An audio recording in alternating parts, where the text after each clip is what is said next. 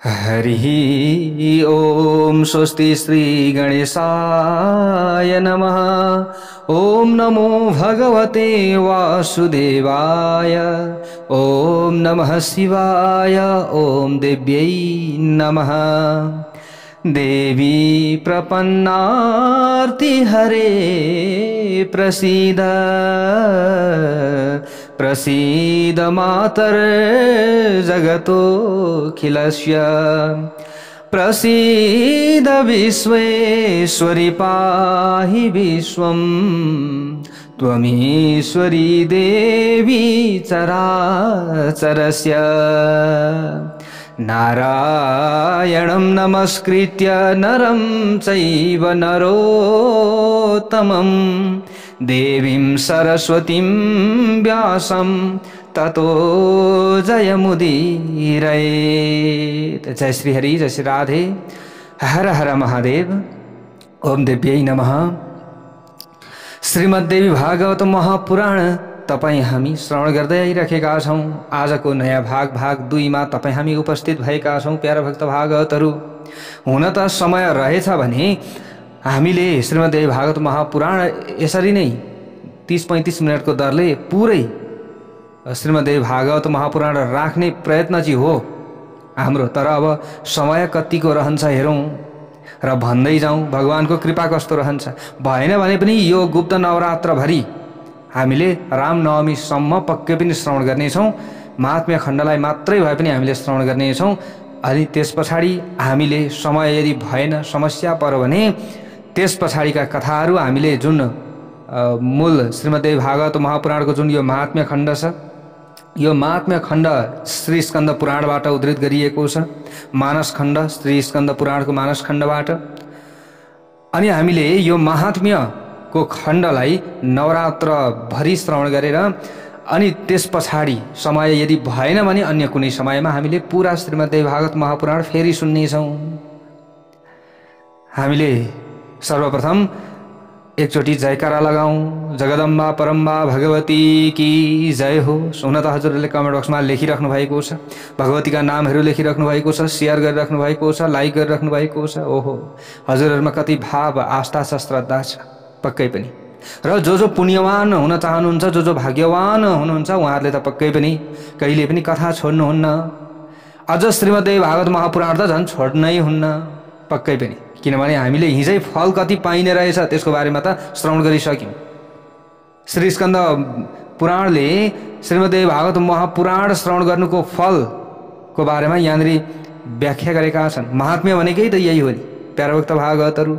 हामीले आफ्नो महिमा आफै गाउँदै हिँडियो भने त बौला भन्छन्, हो कि होइन होला? हो नि, म त यस्तो हुँ, म त जान्ने हुँ, म भन्दा जान्ने कोही छैन भन्यो भने त ए यो त बौला छ भन्छन् भोलिपल्टदेखि, होइन?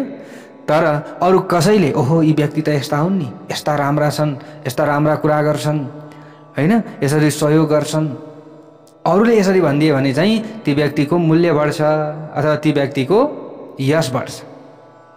त्यसैले यहाँ श्रीमद्देवी भागवत महापुराणको महात्म्य भनेको श्रीमद्देवी भागवत महापुराणको महिमा आफै श्रीमद्देवी भागवत महापुराणले गाएको हो त होइन। कसले गाएको? श्री स्कन्द पुराणले, अर्को पुराणले गाइदिएका छन्। देवी भागवत भनेको यस्तो है, सुन्नुपर्छ, देवी भागवत सुन्दा यस्तो फल पाइन्छ भनेर भनेका छन्। त्यसै कारणले हामीले कथा श्रवण गर्नुपर्छ, कथा श्रवण गर्नुपर्छ। बारम्बार मुहुर्मुहु भनिन्छ नि, होइन? बारम्बार हामीले कथा श्रवण गर्नुपर्छ। कथाले हामीलाई मुक्ति दिने रहेछ। कलिजुगमा त कथा सुनेर व्यक्तिहरूको मुक्ति हुने रहेछ। हामीले हिजै सुनिसक्यौँ प्यारभक्त भागवतहरू, होइन? त्यसैले त हजुरहरू समक्षमा हाम्रो यो प्रयास रहनेछ त।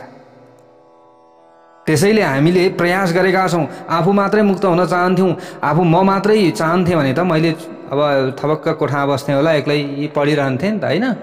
तर हजुरहरूलाई पनि होस् न, अनि हजुरहरूले पनि चाहनुहुन्छ अरूलाई पनि राम्रो होस् भने अरूलाई सेयर गरिहाल्नुहुन्छ नि, अनि अरूलाई जोड्नुहुन्छ हजुरहरूले। हो, एकले अर्कालाई हामीले सपोर्ट गर्दै यसरी अगाडि बढियो भने पक्कै पनि आफ्नो पनि कल्याण हुन्छ, अरूको पनि कल्याण हुन्छ, सबैलाई राम्रो हुन्छ। धर्मको बारेमा सबैले जान्न पाउँछन्, पुराणको बारेमा सबैले जान्न पाउँछन्। श्रीमद्देवी भागवत महापुराणमा के रहेछ त्यो त यहाँ पुरा सुनेपछि नै थाहा हुन्छ।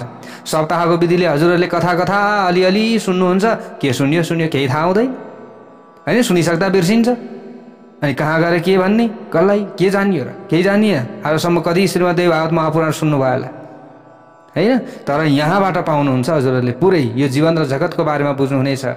के रहेछ श्रीमद्देवी भागवत महापुराणमा, देवीको महिमा कस्तो रहेछ है, यहाँ त हामीले श्रवण गरेपछि बुझ्नेछौँ र यहाँ सबै जस्ताको तस्तै हजुरहरू समक्षमा राखिनेछ। मैले भनिहालेँ, भ्याइयो भने पुरै श्रीमद्देवी भागवत महापुराण ओम टिभी नेपालबाट हामी राख्नेछौँ, भ्याइएन भने महात्म्य खण्ड मात्र नवरात्रमा हामीले श्रवण गर्नेछौँ। अनि फेरि धर्ममार्ग युट्युब च्यानलबाट पछि हामीले पुरै श्रीमद्देवी भागवत महापुराण यसरी नै राख्नेछौँ। अब यो हेरौँ, अब हजुरहरूको पनि कतिको भाग्यमानी हुनुहुँदो रहेछ, हामी कतिको भाग्यमानी रहेछौँ, यो त समयले बताउँछ। एकचोटि भनौँ हर हर महादेव। ल हामीले हिजो श्रीमद्देवी भागवत महापुराणको महात्म्यको खण्डको पहिलो अध्यायको कथालाई श्रवण गरेका थियौँ। अब आज यहाँ द्वितीय अध्याय भित्र हामी प्रवेश गर्दैछौँ। वसुदेवलाई नवाह यज्ञको आयोजनाबाट पुत्र प्राप्ति भएको कथा प्रसङ्ग छ। कति राम्रो कथा प्रसङ्ग छ प्यारे भक्त भागवतहरू यहाँनिर। त सौनकादि 88,000 ऋषिहरूले प्रश्न गर्नुहुन्छ, वसुदेवो महाभागः कथं पुत्र मवाप्तवान् प्रसेनः कुत्र कृष्णेन भ्रमतान्वेषितः कथं। ऋषिहरू भन्नुहुन्छ, हे सुतजी, भाग्यशाली वसुदेवले धेरै दिनसम्म हराएका आफ्ना छोरा श्री कृष्णलाई कसरी प्राप्त गर्नुभयो त। वनमा भ्रमण गर्नुहुने श्री कृष्णले प्रसेनलाई कसरी खोज्नुभयो त। हजुरले अगाडि भन्नुभएको थियो नि, यसरी हराएका श्रीकृष्ण आफ्ना पुत्रलाई वसुदेवले श्रीदेवी भागवत महापुराणको श्रवण गरेर, श्रीमद्देवी भागवत महापुराणको पूजन गरेर अनि देवीको आराधना गरेर नवरात्रमा व्रत बसेर आफ्ना छोरालाई प्राप्त गर्नुभएको थियो भनेर हजुरले श्रवण गराउनु भयो। अब त्यो कसरी प्राप्त गर्नुभयो त, वनमा भ्रमण कसरी गर्नुभयो। हे सुमति, कुन विधिबाट र कसको मुखारविन्दबाट वसुदेवजीले श्रीमद्देवी भागवत महापुराण श्रवण गर्नुभएको थियो त। कोबाट श्रवण गर्नुभयो त श्रीमद्देवी भागवत महापुराण वसुदेवजीले। हेर्नुहोस् है कस्तो राम्रो प्रसङ्ग आएको छ। श्रीकृष्ण भगवान, जो श्रीकृष्ण भगवान भनेर हामीले भन्ने गर्दछौँ, जसका पिता होइन वसुदेवजी हुनुहुन्छ, त उहाँले श्रीमद्देवी भागवत महापुराणको श्रवण गर्नुभएको थियो। यो अनुष्ठान उहाँले गर्नुभएको थियो।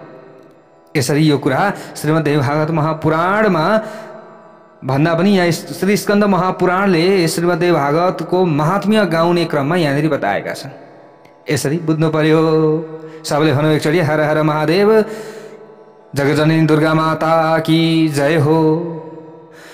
अब यसरी प्रश्न सोधिसकेपछि सुतजीले अगाडि गएर सौनकादि 88,000 ऋषिहरूलाई भन्नुहुन्छ, सत्राजित भोजवंशीयो द्वारवत्यां सुखं वसन् सूर्यस्याराधने युक्तो भक्तस्य परमः सखा। यहाँ सुतजीले भन्नुहुन्छ, हे सौनकादि 88,000 ऋषिहरू भोजवंशी सत्राजित द्वारकापुरीमा सानन्द बसोबास गर्दै सूर्यको आराधनामा एक समयमा तत्पर थिए। ती सूर्यका परम भक्त र मित्र पनि थिए। केही समयपछि सूर्य सत्राजित माथि प्रसन्न हुनुभयो। जहिले पनि सत्राजितले सूर्यको आराधना गर्थे। बिहानै उठेर सूर्यलाई जल चढाउनेदेखि लिएर ओम गृणे सूर्याय यो मन्त्रको मात्र जप गर्नेदेखि लिएर श्री सूर्यमै एकदम परम भक्त थिए कि श्री सूर्यका परम भक्त थिए सत्राजित। केही समय पछाडि सत्राजितसँग सूर्य देवता अत्यन्त प्रसन्न हुनुभयो। सत्राजितलाई सूर्यलोकको दर्शन पनि गराउनुभयो। कसले? सूर्य भगवानले। सत्राजितको भक्ति र प्रणयबाट सत्राजित माथि निकै प्रसन्न हुनुभएका सूर्यले उनलाई स्यामन्तक मणि पनि दिनुभयो। स्यामन्तक मणि दिनुभएको थियो। सत्राजित त्यस मणिलाई कण्ठमा धारण गरेर द्वारकामा आए। एकचोटिको कुरा हो, सत्राजितले त्यो सूर्यबाट प्राप्त भएको मणिलाई लगाएछन् गलामा अनि कण्ठमा धारण गरेर चाहिँ धप धप धप धप धप बल्दो जस्तो भएर एकदम सूर्य जस्तै चम्किलो भएर द्वारकामा आइपुगे।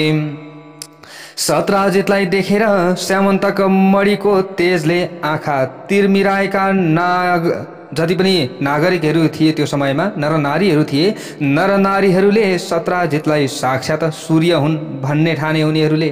र यस्तो ठानी सुधर्मा नामक सभामा विराजमान हुनुभएका भगवान श्री कृष्ण भएका ठाउँमा हतार हतार गएर निवेदन गर्न लागे, हे भगवान, हे भगवान, हे कृष्ण, सूर्य आउँदै हुनुहुन्छ, सूर्य आउनुभयो, पृथ्वीमा उत्रिनु भएको छ सूर्य।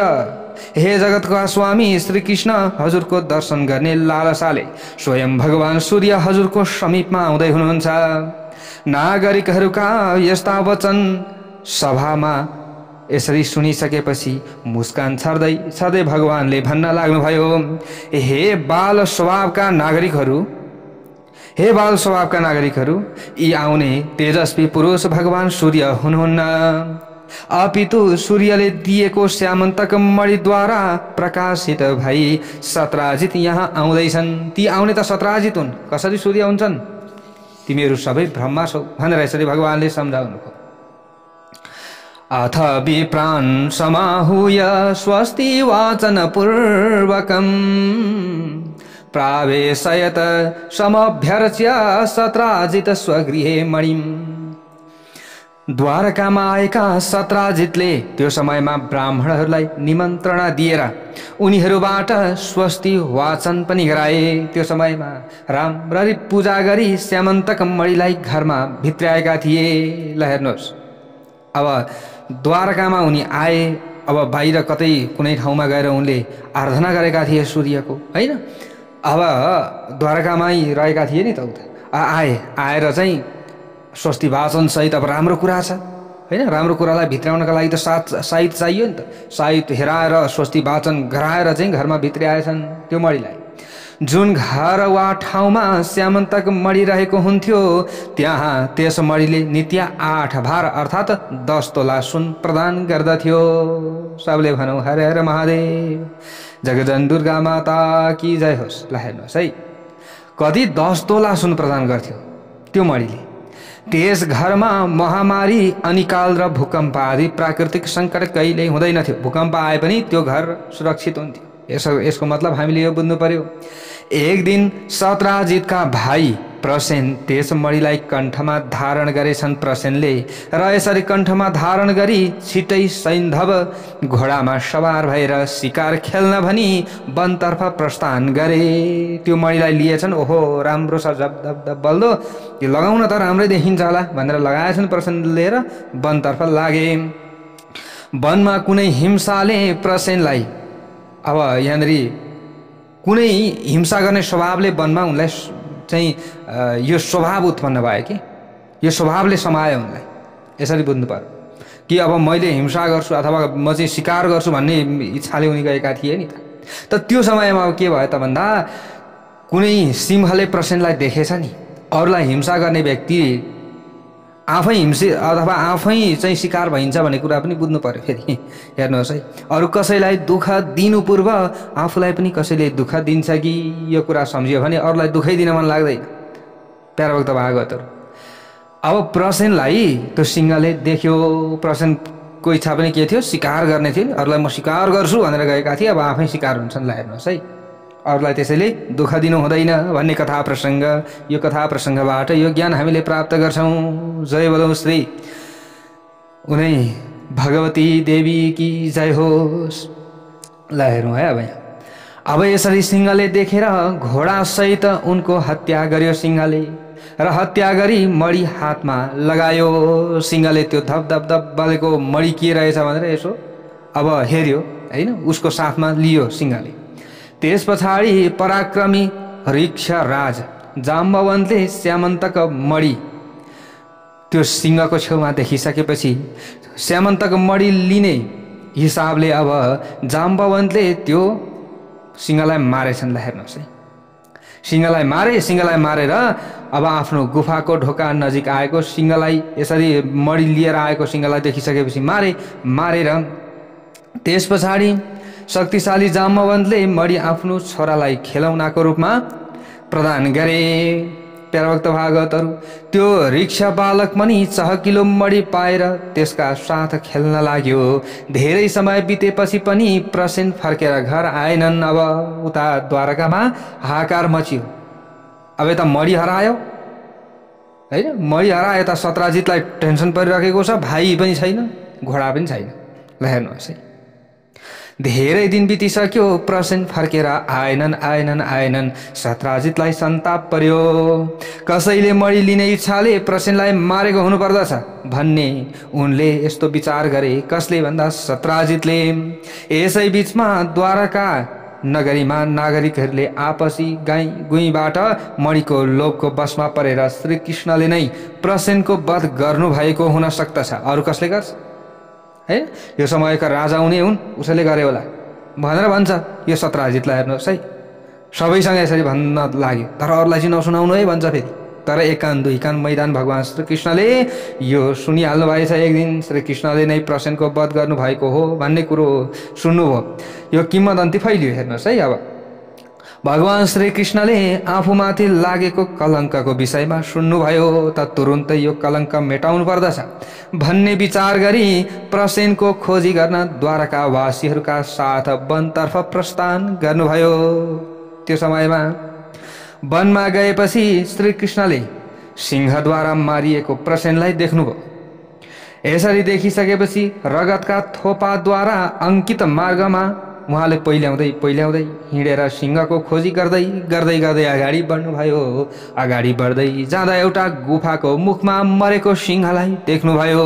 भगवान् श्रीकृष्णले कारुणिक वचन उच्चारण गर्दै सहयात्री जति पनि आफ्ना साथमा आएका नागरिकहरू थिए ती नागरिकहरूलाई भन्नुभयो त्यो समयमा, हे नागरिकहरू, मणि हरण गर्नेलाई खोज्न म गुफाभित्र जाँदैछु। अब यो गुफाभित्र पस्नु पर्दछ, पक्कै पनि यो गुफाभित्र केही न केही छ।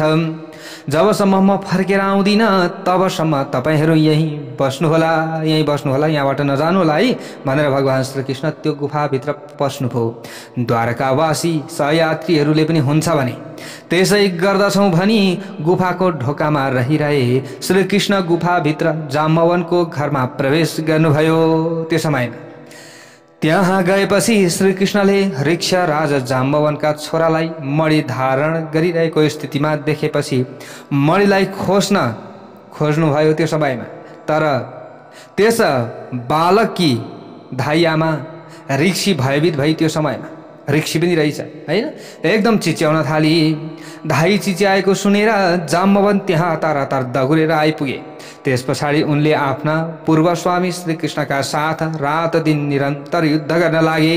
प्यारभक्त भागवतहरू धेरै लामो युद्ध भयो। प्यारभक्त भागवतहरू श्रीकृष्ण र जाम्बवनको निरन्तर 27 दिनसम्म भयङ्कर युद्ध भयो भनेर यसै महात्म्यमा उल्लेख गरिएको छ। प्यारभक्त भागवतहरू ल हेर्नुहोस्, अब यसरी युद्ध भयो, भयङ्कर युद्ध भयो, 27 दिनसम्म युद्ध भयो, तर कोही पनि हार्नेवालामा हुनुहुन्न। गुफाको मुखमा बसेका द्वारकावासीहरूले 12 दिनसम्म त उहाँको प्रतीक्षा गरेका थिए। 12 दिनसम्म त बसे, अब भोकै प्यासै होइन, ओठतालु सुकाएका छन्, बसेका छन्, आउने छाड छैन। अब ती पाले जस्तो भएर बसे, अब तिनीहरूको के काम? ल हेर्नुहोस् है, अब त्यस पछाडि द्वारकावासीहरू अत्यन्त डराएछन् र डराएर तिनीहरू द्वारकामा आफ्ना घरमा फर्किन लागे। त्यहाँ गएर तिनीहरूले सबैका सामु वृत्तान्त बताए। यस्तो भयो, श्रीकृष्ण त गुफाभित्र पसेका, आजसम्म निक्लेनन्, हामी त बस्न सकेनौँ, फर्केर आयौँ भने सबैले। द्वारकापुरीका सबै नरनारी यस्तो वृत्तान्त, ती नरनारीहरूले वृत्तान्त सुनेपछि सत्राजितलाई अब एकदम कोस्दै शोकले व्याकुल भए। हेर्नुहोस् है प्यारभक्त भागवतहरू, सत्राजितलाई गाली गर्न लागे, व्याकुल हुन लागे नरनारीहरू। श्रीकृष्णका पिता वसुदेव पुत्रको समाचार सुनेर सपरिवार परम शोकका कारणले गर्दा अब मूर्छित हुँदा भए। वसुदेव लगायत सबै परिवारहरू मूर्छित भए। अरे मेरो छोरो गुफाभित्र पसेको आएन, रुन लागे, कराउन लागे, छटपटाउन लागे, मूर्छित भए। यस्तो अवस्थामा सबैजना पुगे। केही समयमा चेतना आयो। चेतना आएपछि फेरि कल्याण कसरी हुन्छ भनी बारम्बार चिन्ता गर्न लाग्नुभयो वसुदेवले। त्यसै बेला ब्रह्मलोकबाट भगवान देवर्षि नारदजी त्यहाँ टुप्लुक्क आउनुभयो। नारायण नारायण भन्दै भन्दै उहाँ आउनुभयो। वसुदेवले उठेर तुरुन्त प्रणाम गर्नुभयो। यसरी प्रणाम गरी नारदजीको विधिपूर्वक पूजा पनि गर्नुभयो। देवर्षि नारदजीले अत्यन्त बुद्धिमान वसुदेवजीसँग भलाकुसारी गरेपछि भन्न लाग्नुभयो, तपाईँ किन चिन्तित हुनुहुन्छ? मलाई बताउनुहोस्, के कारणले गर्दा तपाईँ चिन्तामा पर्नु भएको हो? यसरी सोधेपछि वसुदेवजीले भन्नुहुन्छ, पुत्रो मेति प्रिय कृष्ण प्रसेनान्वेषणाय तु पौरैः साकं वनं गत्वा निहतं तं तदैक्षताम्। हे नारदजी, मेरा अत्यंत प्यारा छोरा कृष्ण प्रसेनको खोजी गर्न द्वारकावासी नागरिकहरूका साथमा वनमा गएका थिए। तिनले त्यहाँ प्रसेनलाई मृत अवस्थामा देखे। त्यस पछाडि प्रसेनलाई मार्ने सिंहलाई पनि गुफाको ढोकामा मृत अवस्थामा देखे। यसरी देखेर उनी द्वारकावासीहरूलाई गुफाको ढोकामा बस्न लगाई आफू गुफा भित्र पसेका थिए। मेरा छोरा, धेरै दिन बितिसकेपछि जति पनि ती जनहरू गएका थिए उनीहरू फर्केर आए, तर कृष्ण मेरो छोरो भने फर्केर आएन। पिल आँसु झारेका छन् नि। यसरी आँसु झार्दै झार्दै वसुदेवजीले नारदजीका अगाडि बिन्ती गर्न लाग्नुभयो। त्यसैले म चिन्तित छु हे नारदजी, अब हजुरले त्यो उपाय बताउनुहोस् जसबाट मैले आफ्ना प्यारा पुत्र कृष्णलाई फेरि पाउन सकौँ। मेरो छोराको रूपमा फेरि मेरो कृष्णलाई पाउन सकौँ। यसरी प्रश्न गरेपछि, यसरी बिन्ती गरिसकेपछि नारदजीले अगाडि गएर भन्नुहुन्छ, पुत्र प्राप्तै यदुश्रेष्ठ देवी माराधयाम्बिकां तस्या आराधनेनैव सद्यः श्रेयो ह्यवाप्स्यसि। यदि छिटो फल प्राप्त गर्न चाहन्छौ भने, आफ्नो इच्छा सिद्धि गर्न चाहन्छौ भने, हे यदुश्रेष्ठ वसुदेवजी, तपाईले आफ्नो छोरा श्री कृष्णलाई पाउन चाहन्छौ भने अम्बिका भगवती भुवनेश्वरीको आराधना गर्नुहोस्। भगवतीको आराधनाबाट नै तपाईको कल्याण हुनेछ, किनभने सबैभन्दा छिटो भगवती प्रसन्न पनि बन्नुहुन्छ र यो तान्त्रिक विधि सबैभन्दा छिटो लाग्छ पनि। त्यसै कारणले गर्दा यदि सुख चाहिएको छ, यदि शान्ति चाहिएको छ भने यो काम गर्नुहोस्। यसरी भन्नुभयो नारदजीले। तब वसुदेवजीले भन्नुहुन्छ, भगवन् काहि सा देवी किं प्रभावा महेश्वरी। त वसुदेवजीले यहाँ प्रश्न गर्नुहुन्छ फेरि, हे भगवान् नारदजी, उहाँ देवी को हुनुहुन्छ त? उहाँका बारेमा त आजसम्म मैले केही पनि जानेको छुइनँ। उहाँ महेश्वरी कस्तो प्रभावले समन्वित हुनुहुन्छ? उहाँको आराधना कसरी गरिन्छ? कृपया मलाई भन्नुहोस्, मलाई बताइदिनुहोस्। यसरी प्रश्न गरिसकेपछि नारदजी भन्नुहुन्छ, हे महाभाग वसुदेवजी, भगवतीको अनुपम महिमा विस्तारपूर्वक वर्णन गर्न को समर्थ छ र? म सक्छु र? सक्दिनँ। मैले तपाईलाई संक्षेपमा बताउँछु, तपाईँ सुन्नुहोस्। जुन भगवती नित्या सच्चिदानन्द रूपा र परात्पर देवी हुनुहुन्छ, जुन भगवतीद्वारा संसार ढाकिएको छ, जसको आराधना गर्नाले ब्रह्माजीले चराचरमय विश्वको सृष्टि गर्नुहुन्छ र जसको स्तुति गरी मधु अनि कैटवको भयबाट मुक्त हुनुभयो, यसरी अनि जसका कृपाले भगवान विष्णुले विश्वको पालन पोषण गर्नुहुन्छ, जुन भगवतीको कृपा कटाक्ष पाएर भगवान शंकरले जगतको संहार गर्नुहुन्छ, जो संसारका लागि बन्धनको कारण रूपमा हुनुहुन्छ, उहाँ भगवती नै मुक्ति दात्री हुनुहुन्छ। उहाँ नै परमा विद्या हुनुहुन्छ। उहाँ नै ईश्वरकी पनि ईश्वरी हुनुहुन्छ। ईश्वरहरूकी पनि को हुनुहुन्छ? ईश्वरी हुनुहुन्छ। तपाईले नवरात्र विधि अनुसार भगवती जगदम्बाको पूजा गरेर 9 दिनसम्म श्रीमद्देवी भागवत महापुराणको श्रवण गर्नुहोस् त। यो काम गर्नुहोस्। नवरात्र विधानेन सम्पूज्य जगदम्बिकां नवाहोभिः पुराणं च देव्या भागवतं श्रेणु। यो काम गर्नुहोस्। तपाईले के गर्नुहोस्? 9 दिनसम्म हजुरले नवरात्रमा विधिपूर्वक जगदम्बिकाको पूजा गरेर श्रीमद्देवी भागवत महापुराण श्रवण गर्नुहोस्। तपाईले यो श्रवण गर्नुपर्छ। यदि यसो गर्नुहुन्छ भने तपाईले छिटो आफ्ना पुत्रलाई प्राप्त गर्न सक्नुहुन्छ। देवी भागवत पुराणको पाठ र श्रवण गर्ने मानिसका लागि मुक्ति र भुक्ति कहिल्यै पनि टाढा हुँदैन। यसको मतलब नजिक हुन्छ, नजिक हुन्छ।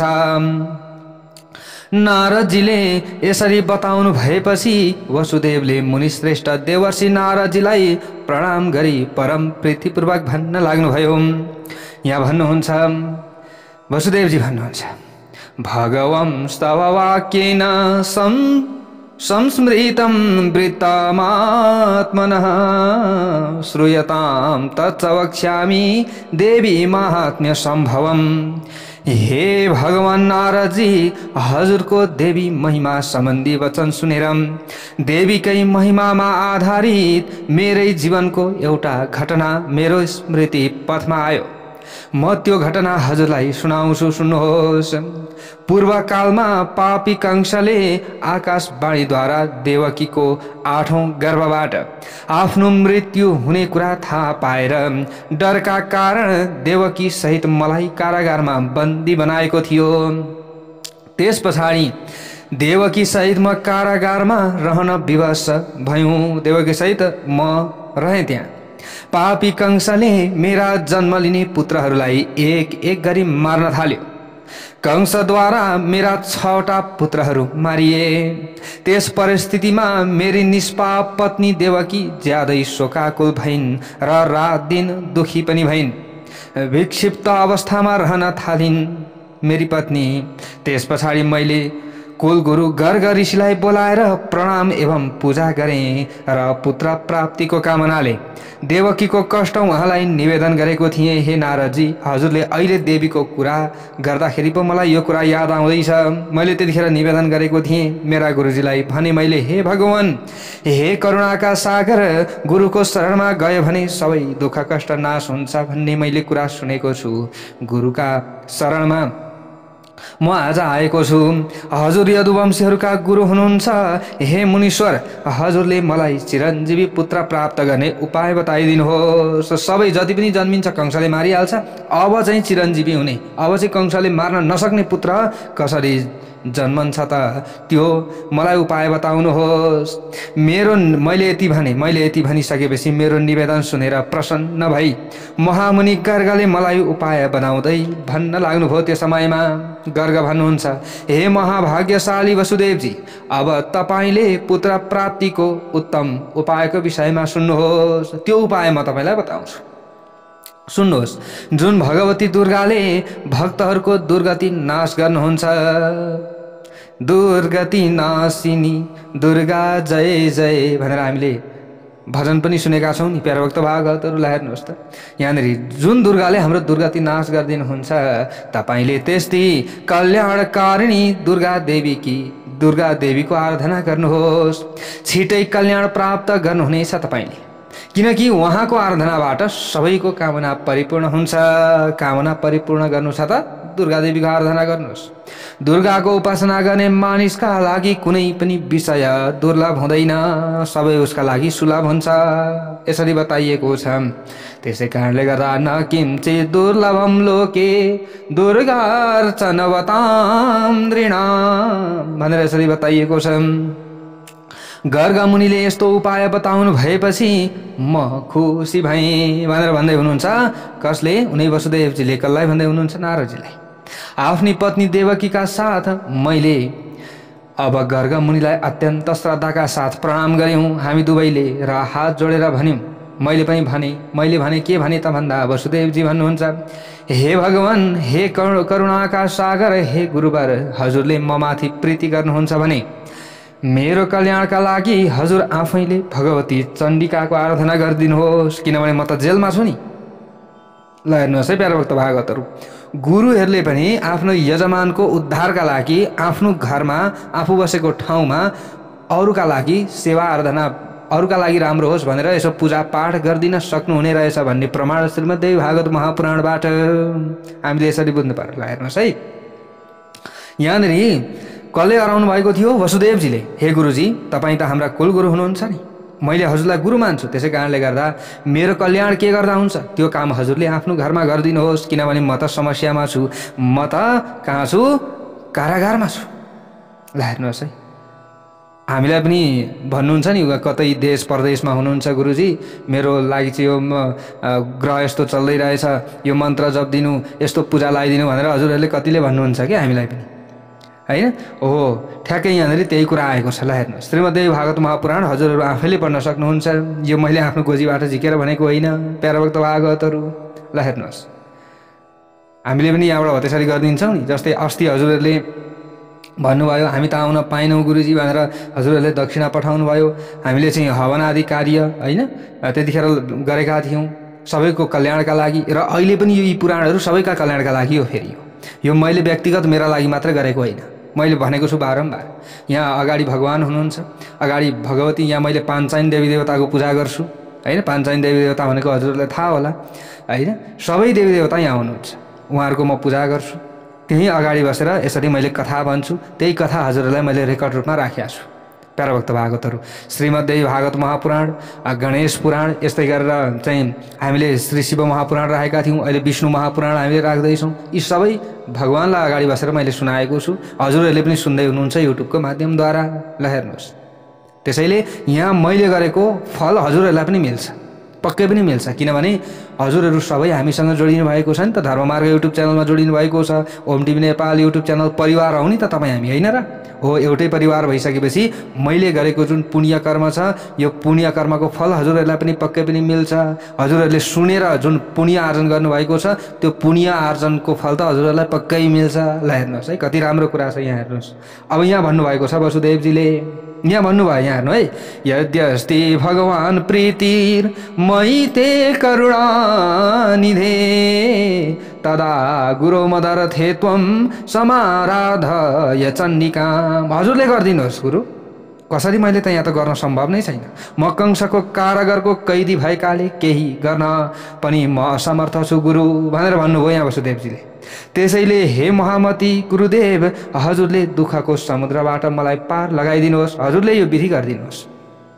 मैले यसरी प्रार्थना गरेको थिएँ हे नारदजी, मैले यसरी प्रार्थना गरेपछि प्रसन्न हुनुभएका महामुनि गर्गले मलाई भन्नुभयो, हे वसुदेवजी तपाईँमा मेरो स्नेह भएका कारणले मैले तपाईँको कल्याण अवश्य पनि गर्नेछु, किनभने म त गुरु हुँ नि त, होइन, सबैको सेवा गर्नुपर्छ। त्यसैले तपाईँको कल्याण हुन्छ भने, यदि हुन्छ भने, तपाईँलाई राम्रो हुन्छ भने मैले किन नगर्ने? तपाईँलाई राम्रो, यजमानलाई राम्रो हुन्छ भने, कोही शरणमा आउँछ होइन, उसको दुःख निवारण हुन्छ भने उसका लागि ज्यान दिन पनि तयार हुनुपर्दछ। सबले भनौँ हर हर महादेव, होइन र? आफ्नो यजमानको उद्धार हुन्छ भने गुरुले आफ्नो चाहिँ अहित हुन्छ भने पनि उसको हित गर्न लागि पर्नुपर्दछ, अनि पो गुरु त त्यतिकै गुरु हुन पाइन्छ त? स्वार्थ मात्र हेर्ने गुरु हुन्छ त? हुँदैन नि त। यो कुरा हेर्नु पर्यो। सबले भनौँ हर हर महादेव। ल हेर्नुहोस्, यहाँ भन्नुभयो गुरुजीले, के भन्नुभयो? ल ठिकै छ, तिम्रो कल्याण हुन्छ भने म गराइदिन्छु, यो सबै विधि म गराइदिन्छु, तिम्रो कल्याण हुन्छ, अवश्य पनि हुन्छ, किनभने नहुने भन्ने कुरै छ। ढिलो छिटो अथवा तिम्रो चाहिँ अब यो जन्ममा छँदै छैन भने त त्यो अब भन्नै सकिएन, नत्र पक्कै पनि सबैको भइरहेको छ भने तिम्रो पनि पक्कै उद्धार हुन्छ। हे बाबु, तिमीले चिन्ता नगर, हे वसुदेवजी तपाईँमा मेरो स्नेह छ भने तिम्रो कल्याण अवश्य पनि म गर्नेछु, तपाईँको कल्याण गर्नेछु। मैले गरेको प्रीतिपूर्ण प्रार्थना स्वीकार गर्नु भएपछि महामुनि गर्ग ब्राह्मणहरूलाई साथ लिएर दुर्गा भगवतीको आराधना गर्ने इच्छाले विन्ध्या पर्वततर्फ जानुभयो। भन्नुहुन्छ वसुदेवजी, मेरो कल्याण गर्नका लागि मेरा गुरुजीले अन्य ब्राह्मणहरूलाई पनि लिनुभयो, 2-4 जना, र देवी भगवतीको आराधना गर्न विन्ध्या पर्वततिर जानुभयो। विन्ध्याचलमा गएर गर्ग मुनिले जप र पाठमा तत्पर भई भक्तहरूलाई अभिष्ट प्रदान गर्नुहुने जगदम्बा भगवतीको आराधना गर्न लाग्नुभयो। तत्र गत्वा जगद्धात्री भक्ताभीष्ट प्रदायिनीम् आराधयामास मुनिर्जप पाठ परायणः। जप पाठ पूजा आदि अनुष्ठानको समाप्तिपछि आकाशवाणी भएछ। त्यो समयमा नि आकाशवाणी भयो, समाप्ति भयो, जप पाठ आदि सबै कुरा सकियो, आकाशवाणी भयो। आकाशवाणीले भन्यो, हे मुनिवर, म तिम्रो आराधनाबाट प्रसन्न भएकी छु, त्यसैले तिम्रो कार्य सिद्ध हुनेछ।